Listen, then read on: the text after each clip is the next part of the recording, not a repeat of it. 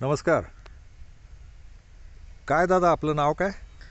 नमस्कार, मी इम्तियाज मुजावर, जावळी तालुक्यातला कुडाळ इथला शेतकरी आहे.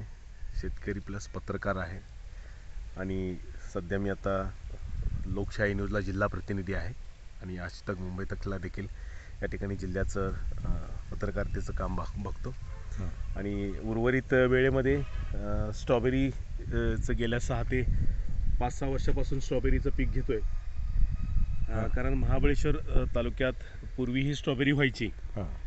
आता ही स्ट्रॉबेरी पूर्वी महाबळेश्वर तालुक्याचं एक म्हणतात ना की मोनोपॉली पीक होतं, पण ते मोनोपॉली पीक आता नाही. ते चांद्यापासून बांद्यापर्यंत स्ट्रॉबेरी आता होते. म्हणजे अगदी विदर्भामध्ये सुद्धा स्ट्रॉबेरी होते. 46 डिग्री सेल्सिअसमध्ये सुद्धा स्ट्रॉबेरी होते आणि तिथल्या शेतकऱ्यांनी ती किमया करून दाखवली. हा त्यातला सगळ्यात अभिनंदन त्यांचं की ज्या थंड हवेचं ठिकाण म्हणून मिनी काश्मीर म्हणून ज्या विभागामध्ये स्ट्रॉबेरी व्हायची ती स्ट्रॉबेरी आता सोलापूरच्या सुद्धा विभागामध्ये होते आणि विदर्भातल्या मंगळवेढा वगैरे त्या भागात सुद्धा, म्हणजे अगदी औरंगाबादच्या पलीकडे सुद्धा होते स्ट्रॉबेरी. उन्हात सुद्धा होते. म्हणजे 46 डिग्रीच्या टेम्परेचरमध्ये सुद्धा तिथल्या पॉलिहाऊसेसमध्ये सुद्धा स्ट्रॉबेरीचं पीक काढलेलं आहे. विशेष करून स्ट्रॉबेरी पीक हे अगदी विदेशी पीक, म्हणजे सुरुवातीपासूनच आपल्याकडे देशात आलं ते हे मूळतः विदेशी पीक आहे. कॅलिफोर्नियामध्ये सगळ्यात जास्त strawberry, Spain, California, Italy, Switzerland त्या भागात स्ट्रॉबेरीज व्हायच्या. आणि हे स्ट्रॉबेरीचं पीक तब्बल मला वाटतं 30 ते 35 ते 40 वर्ष झाले महाबळेश्वर तालुक्यामध्ये आणलं गेलं. आणि तिथून मग पूर्वी स्ट्रॉबेरी म्हणजे महागड्या श्रीमंत लोकांचं खाणं, म्हणजे ज्याच्या घरात ज्याच्या नाश्त्याला टोकदार अशी चुटुकदार लाल अशी स्ट्रॉबेरी दिसायची तो खूप मोठा माणूस श्रीमंत असा समजला जायचा. पण स्ट्रॉबेरीचा दर मध्यंतरी गडगडला. म्हशीसुद्धा स्ट्रॉबेरी खात नव्हत्या. म्हशीसुद्धा स्ट्रॉबेरी खात नव्हत्या. म्हणजे अत्यंत वेगळ्या पद्धतीने स्ट्रॉबेरीचं पीक त्या दिवशी म्हशीचा पुढे असा ढिगारा बघितल्यानंतर मला पूर्वीच्या गोष्टी काही लोकांना बाळासाहेब भिलारे म्हणून स्ट्रॉबेरीचे जनक की ज्यांनी पहिल्यांदा स्ट्रॉबेरी महाबळेश्वर तालुक्यामध्ये आणली. भिलारे म्हणजे आमदार बाळासाहेब भिलारे जिल्हा परिषदेचे माजी उपाध्यक्ष होते. आणि त्या ठिकाणी मग धोंडेराम बापू ही जुनी माणसं जे जवळ 70 वर्षापूर्वी त्यांनी स्ट्रॉबेरी या तालुक्यामध्ये आणली. त्या लोकांच्याकडचा जो पाहण्याचा दृश्य, म्हणजे आम्ही लहानपणी सहलीला जायचो तर वेण्णा लेकला जायचो तर ती स्ट्रॉबेरीकडे नुसतं लांबणं बघत बसायचं की आपल्याला ती खायला परवडेल का, अशी ती स्ट्रॉबेरीची ती त्यावेळीची ती कथा आणि ही होती, गाथा होती. पण आता स्ट्रॉबेरी आता घराघरात, गावागावात, गल्ली बोळात अगदी मासं धरणारा कातवडीसुद्धा स्ट्रॉबेरी खाताना दिसतो आपल्याला अनेक वेळा. आणि विशेष करून हे स्ट्रॉबेरीचं पीक आता माझ्यासारखा, म्हणजे मी गेल्या 22 वर्षापासून पत्रकारितेत आहे. पूर्वी दैनिक पुढारीला 20 वर्ष काम केलं.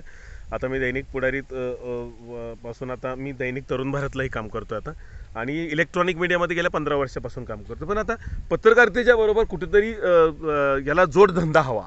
नुसतंच पत्रकारितेमध्ये लष्कराच्या भाकऱ्या बांधून बांधून सगळे देशातल्या अनेक पत्रकारांची आपण अवस्था बघतो.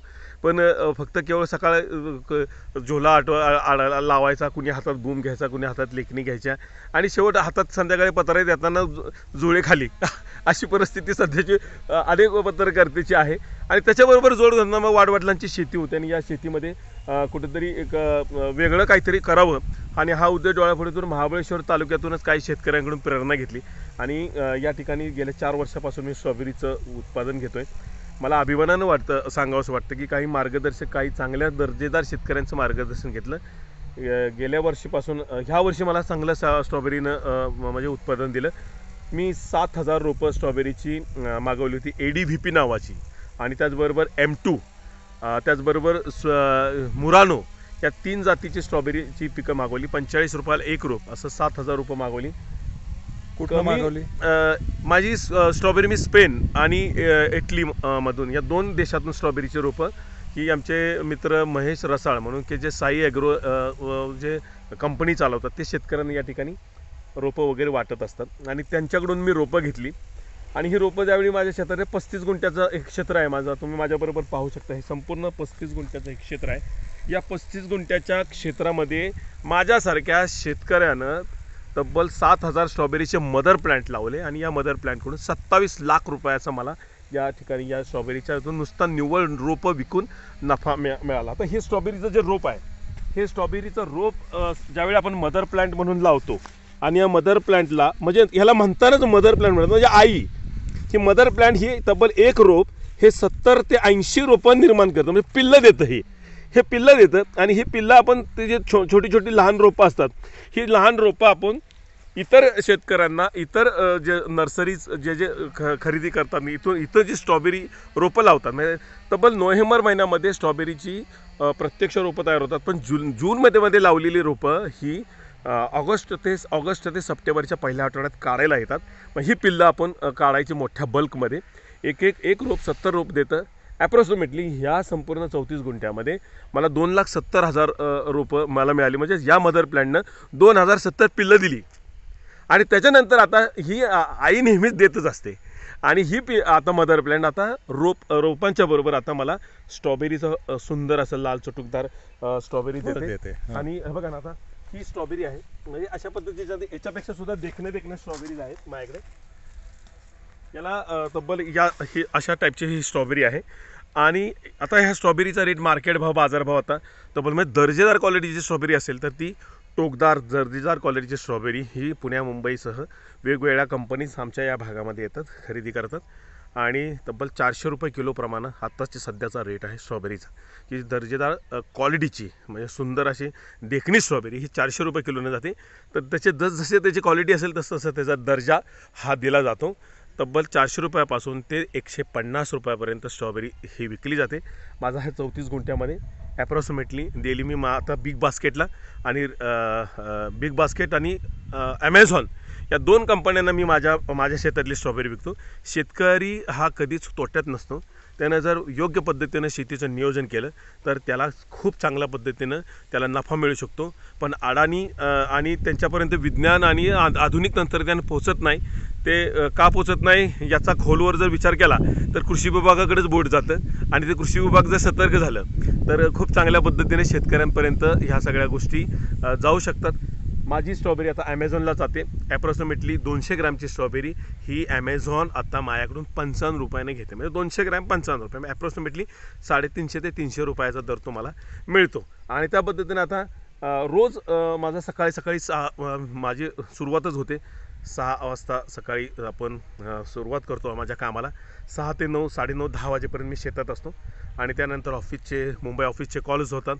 अनेक वेळा इथूनच लाईव्ह दिला जातो लोकशाहीला, आमच्या ऑफिसला. इथूनच स्ट्रॉबेरीच्या अनेक शेतकऱ्यांच्या व्यथा मी माझ्या चॅनलच्या माध्यमातून देखील मांडलेल्या आहेत. दर, स्ट्रॉबेरीवर पडणारे रोगराई, वेगवेगळ्या पद्धतीच्या स्ट्रॉबेरीच्या व्यथा या मी माझ्या चॅनलच्या माध्यमातून मांडलेल्या आहेत. आणि विशेष करून शेती करायची मानसिकता जर चांगल्या पद्धतीने असेल ना तर प्रत्येक शेतकरी हा व्यवस्थित यशस्वी होऊ शकतो. त्याला आत्महत्येकडे जाण्याची काही गरज लागणार नाही. पण त्याला योग्य पद्धतीने मार्गदर्शन, योग्य पद्धतीने सुव्यवस्थापन असेल ना तर कुठलाही छोटा अगदी 10 गुंठ्यातलाही शेतकरी असला तरी तो लाखो रुपयाची कमाई करू शकतो. कारण आमच्याकडे उदाहरण आहेत. 10 गुंठ्याचं ग्रीन हाऊस, या 10 गुंठ्याच्या ग्रीन हाऊसमध्ये वर्षाला 10 लाख रुपये कमावणारी सुद्धा शेतकरी आमच्या भागात आहेत. आणि ते योग्य पद्धतीने नियोजन करतात, चांगल्या पद्धतीने दर्जेदार नियोजन करतात. मला आदरणीय आमचे ज्येष्ठ बंधू, मला खूप अभिमान वाटतो की राजन खान साहेब या महाराष्ट्रातल्या कानाकोपऱ्यातच नव्हे तर देश पातळीपर्यंत ते साहित्यामध्ये त्या ठिकाणी परिचित आहेत. घराघरामध्ये त्यांच्या लेखनी, घराघरामध्ये त्यांच्या कादंबऱ्या, घराघरामध्ये त्यांची लिहिलेली अगदी म्हणतात ना की उठावदार लेखणी आणि दिल को झंझोडणेवाली लेखणी अशी त्यांची लेखनीनं संपूर्ण महाराष्ट्रात उभा पेटूनसुद्धा उठला होता. काहींचे डोळ्यात अंजन घालणारी लेखणीसुद्धा राजन खान साहेबांची अनेक महाराष्ट्रानं या उभ्या बघितलेल्या आहेत. आणि तुम्ही बोलता बोलता म्हणाला 14 जाती असतात. हां, तर त्यामध्ये मगाशी आपण बोलता आपण एक गोष्ट राहून गेली. राजन खान साहेब धन्यवाद. स्ट्रॉबेरी उत्पादक या परिसरामध्ये जातात. तर महाबळेश्वर तालुक्यामध्ये, जावळी वाई तालुक्यामध्ये 14 जातीची स्ट्रॉबेरी आपण फक्त स्ट्रॉबेरी म्हणतो पण त्याच्यामध्ये वेगवेगळ्या जाती. आता एक उदाहरणार्थ कामारोजा, स्वीट चार्ली, त्याचबरोबर मुरानो, एडी, व्हीपी, त्याचबरोबर M2, परत मिलिसा, अशा 14 जाती आहेत स्ट्रॉबेरीच्या. आणि त्या आपण परदेशातून 14 जाती या महाराष्ट्रात, देशात आपल्या 14 जाती या ठिकाणी वेगवेगळ्या पद्धतीने त्याची लागण केली जाते.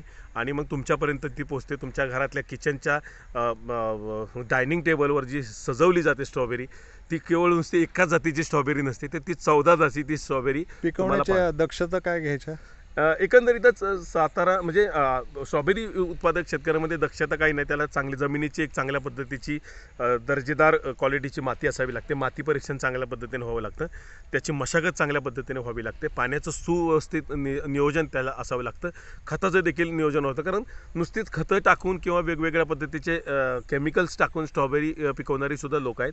मात्र ऑर्गॅनिक आणि चांगल्या क्वालिटीचे दर्जेदार स्ट्रॉबेरी पिकवणारी सुद्धा लोक आहेत कमी याच्यावर. कारण हा आमचा जो एरिया आहे हा तो अँटीबॅक्टेरियल एरिया आहे. म्हणजे या ठिकाणी खूप मोठी रोगराई नाही आमच्या विभागामध्ये, कारण परमेश्वराने आणि निसर्गाने इतकं सुंदर देणं आमच्या या विभागाला दिलेलं आहे. त्यामुळे या ठिकाणी जसं वेगवेगळ्या क्षेत्र विदर्भामध्ये गेला तर वेगळी रोगराई तुम्हाला तिकडे त्या ठिकाणी दिसून येईल.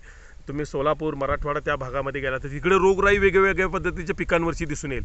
मात्र हा जो पश्चिम घाटी हा एरिया आहे, म्हणजे महाबळेश्वर, पाचगणी असा कोकण असा जो एरिया आहे हा खूप कमी फंगस असणारा एरिया आहे. या ठिकाणी रोगराई खूप कमी आहे, कारण वातावरण आणि या ठिकाणचं असणारं हेल्दी ऑक्सिजनची वातावरणातली असणारी क्वांटिटी आणि नायट्रोजनचं प्रमाण, कार्बन डायऑक्साईडचं प्रमाण, या सगळ्या गोष्टीचं कॅल्क्युलेशन बघितलं ना तर सगळ्यात जास्त म्हणजे या भागातली माणसंसुद्धा सुदृढ आहेत, कमी औषधं खाणारी आहेत, हेल्दी आहेत.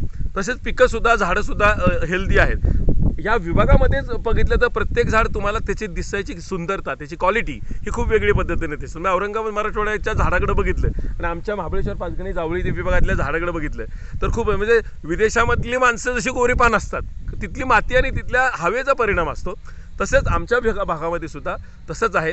आमची झाडं, आमच्याकडची माणसं, आमच्याकडच्या माणसांचे स्वभाव हे सुद्धा ज्या त्या वातावरणातल्या आणि हवेच्या प्रमाणेच असतात. म्हणजे यातनं दोन प्रकारची उत्पन्न निघतात तुमची, म्हणजे एक तर फळाचं उत्पन्न आहे आणि पिल्लांचं उत्पन्न आहे. सगळ्यात महत्त्वाची गोष्ट की आमच्या विभागामधला स्ट्रॉबेरी उत्पादक हा त्याला दोन पद्धतीची दुबार, त्याला मल्टीपर्पज, त्याला म्हणतात तर रॉयल्टी इन्कम टाईप स्ट्रॉबेरीचं उत्पादनाचं क्षेत्र आहे. मदर प्लांट लावलं तर त्यातनं पिल्लं देते, पिल्ल्यानंतर ते फळं देते आणि फळानंतर देखील शेवट म्हणजे ती जी मदर आहे ना ती एक रोप सोडून जाते. मरता सुद्धा एक रोप सोडून जाते. ते सुद्धा रोप नाही, हे पीक जून महिन्यात लागवड केली जाते आणि मार्च पर्यंत हे म्हणजे एका वर्षाचंच पीक आहे. हा, जून ते मार्च. म्हणजे जी ती मदर आहे ती एकच मदर हे जून ते मार्च पर्यंत तिची आयुष्य आहे, तिचं आयुष्य आहे. आणि नक्कीच माझ्या ह्या लाईव्हच्या माध्यमातून जे लोक राजन खान साहेबांच्या फेसबुक अकाउंटवरून जी लोक बघतात त्यांना तुम्ही या महाबळेश्वर तालुक्यात, जावळी तालुक्यात, वाई तालुक्यात या आणि वेगवेगळ्या पद्धतीच्या आधुनिक शेतीच्या संदर्भामध्ये नवीन तंत्रज्ञान काय, आपण काय लावू शकतो शेतामध्ये आणि कमी जागेमध्ये दर्जेदार चांगल्या क्वालिटीची शेती आपण कशी करू शकतो याकडे देखील तुम्हाला लक्ष देता येईल. धन्यवाद राजन खान साहेब. मी तुमचा नंबर टाकतो खाली, ज्या शेतकऱ्यांना तुमच्याशी संपर्क करावा वाटेल ते फोन करतील किंवा व्हॉट्सअप करतील. मी तुमचा नंबर खाली टाकून देतो. येस.